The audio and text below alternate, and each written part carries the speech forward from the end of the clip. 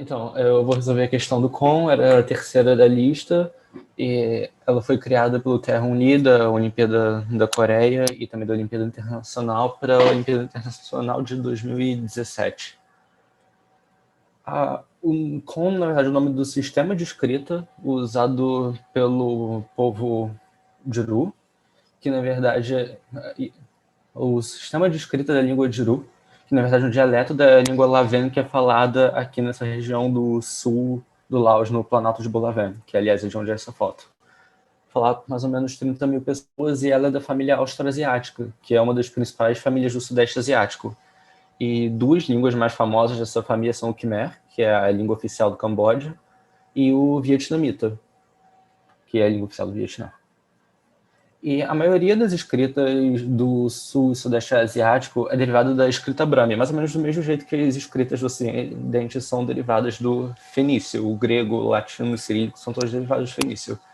E aqui vocês podem ver que todas as escritas da Índia e boa parte das escritas do sudeste asiático, com o Bali da Indonésia, o javanês da Indonésia, o tibetano, o tailandês e também o Khmer, que não está aqui, são derivados de escrita Brahmi. E tem essa questão aqui da OBL no escrita Brahmi, que é muito bonitinho, eu recomendo vocês fazerem depois, ela é bem útil. Mas além das escritas Brahmi, existem as escritas secretas. Porque a região do sul e sudeste asiático tem uma geografia que é muito dividida entre a planície e o planalto. E a planície, como tinha mais fácil acesso, era muito mais integrada culturalmente aos grandes impérios da região e aos colonizadores franceses. Enquanto isso, o Planalto era muito rural e a população era muito analfabeta. E com a colonização francesa começaram a surgir movimentos de resistência, o que a gente poderia chamar de guerrilhas.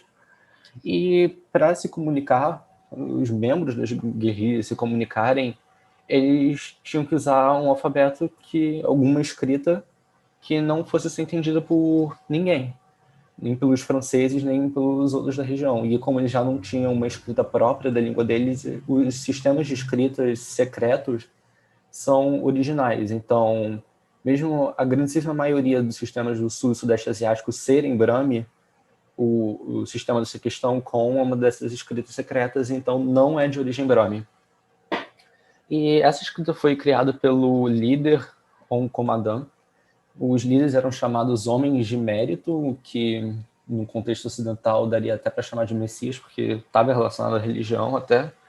E o jeito que ele criou o sistema de escrita, diz a lenda, foi que ele entrava em transe e ele ficava repetindo os sons das letras várias vezes, até a letra ser revelada para ele e um escriba anotava, desenhava a letra para ele.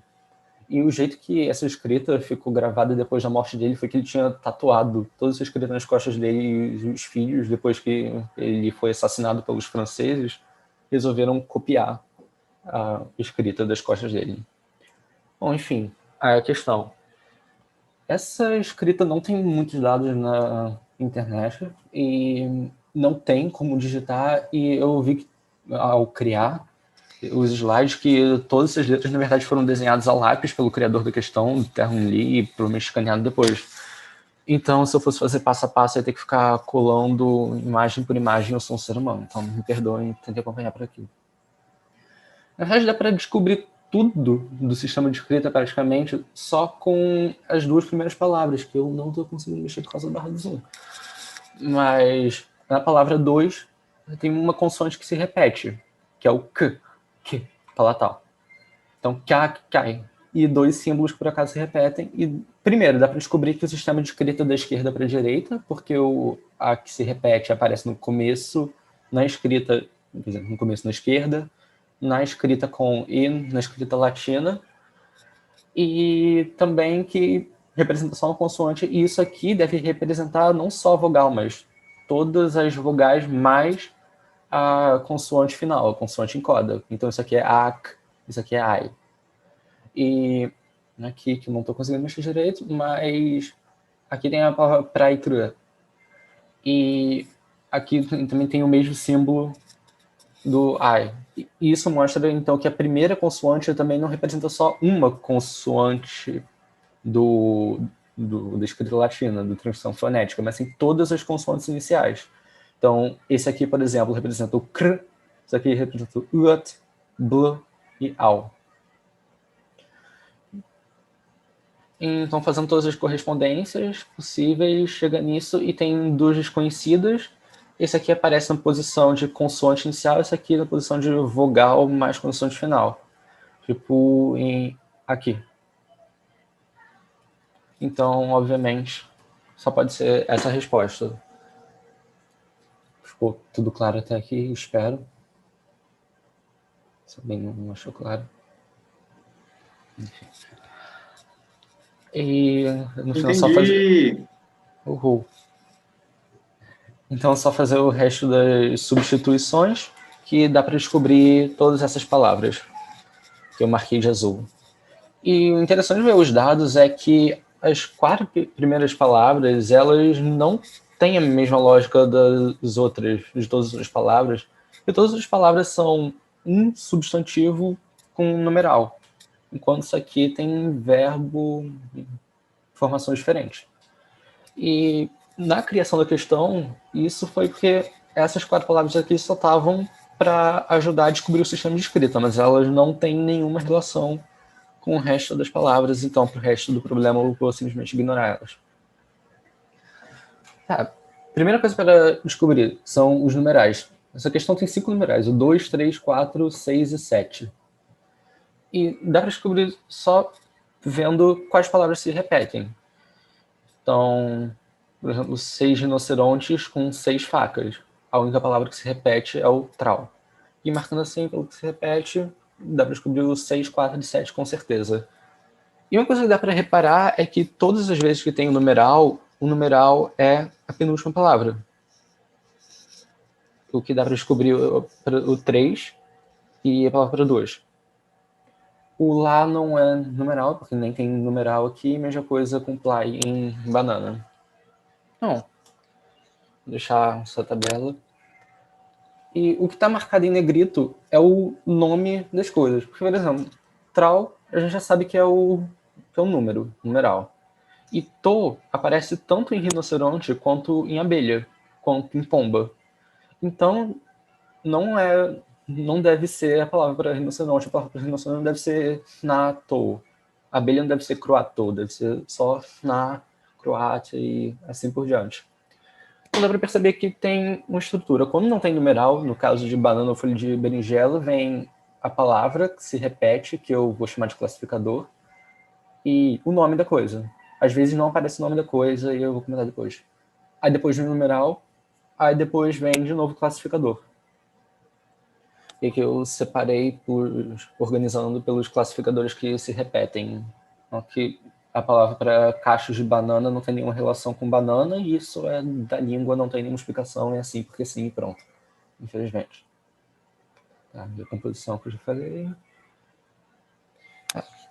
E nas poucas palavras em que não aparece o nome da coisa. Tem 4 lâminas, essa palavra aqui não dá para descobrir, e essa também não dá para descobrir. Mas percebe que a relação entre faca e lâmina é que faca é só o genérico de... Não, lâmina é só o genérico de faca. Faca tem o nome Piet, lâmina não tem. Então, como aqui não tem nome, deve ser alguma palavra genérica relacionada à folha de berinjela e papel. Então, na mesma relação de faca para lâmina, que deve significar alguma coisa de papel. Mesma coisa, 4 carpas, termina com K, isso aqui é o genérico de carpa, classe de carpa deve significar peixe. Nós que eu já estou mais ou menos dando a resposta do que significam os classificadores, né? E assim fica mais claro de ver. E to aparece com rinoceronte, abelha e pomba. São todos animais terrestres, né? Porque tem o carpa, que é aquático. Plá aparece com faca e lâmina, deve ser alguma coisa específica para lâminas ou coisas planas. Não sei. Lá com folhas, né? Eu também já comentei isso aqui, deve ser folha. E ply, que está aparecendo com banana e fruta. E banana e abacaxi, então deve ficar fruta. Mas não aparece com berinjela. Inclusive, outra coisa que tem que reparar é que, às vezes, aparece com o classificador antes, que nem folha de berinjela, banana e 7 abacaxis, e às vezes não. Mas essa diferença, dá para perceber que o classificador aparece antes quando quer se referir a uma parte específica da planta. Por exemplo, ply, já deu para ver que o significado está relacionado à fruta. Como banana pode ter a fruta ou a folha, então isso quer dizer fruta da banana. Fruta do abacaxi, 7 frutas. Isso aqui seria a folha da berinjela. E, obviamente, as outras palavras não têm isso porque não tem sentido fazer isso com o rinoceronte, porque você vai querer falar da parte do rinoceronte, da parte da carpa. Então, simplesmente não precisa. Tá, e isso que dá para chegar à conclusão com todas essas palavras. E agora fazendo palavra por palavra. Burka. Bur é 2 e K é peixes, porque é o genérico de carpas. É a classe na qual o carpa pertence. Banana, 3 bananas. Você deve ter que indicar que é a fruta da banana, depois o nome da banana, o número, que é pé, e de novo a classe da banana. Então, ply por pé ply. Pé lá, também 3, e o genérico de folhas de berinjela e 7 folhas de papel.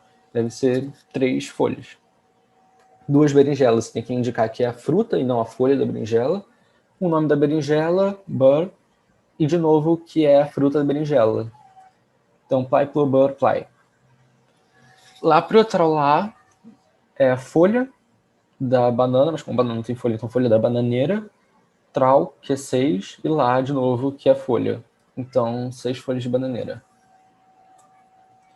Vocês viram isso de classificadores por formatos nessa questão da segunda fase. Funcionava de um jeito bem diferente. Vocês viram que na questão do Lavenne era para contagem. No caso dessa questão do tucano, da segunda fase, fazia parte do substantivo, fazia parte do significado do substantivo. Mas também tem classificações específicas, tipo tubo, cano, recipiente, e tem coisas que são só pelo formato. Em calota esférica, coisas redondas. E essa questão é da Yanduti, muito boa também para vocês testarem isso de classificador, como isso contribui para o significado da palavra. Mas no caso dessa questão, está mais próximo o uso de classificadores do leste asiático, que é para numeração e do mesmo jeito. Alguns são para objetos específicos, que nem o cacho de banana, e outros são pela forma, coisa plana, que nem folha.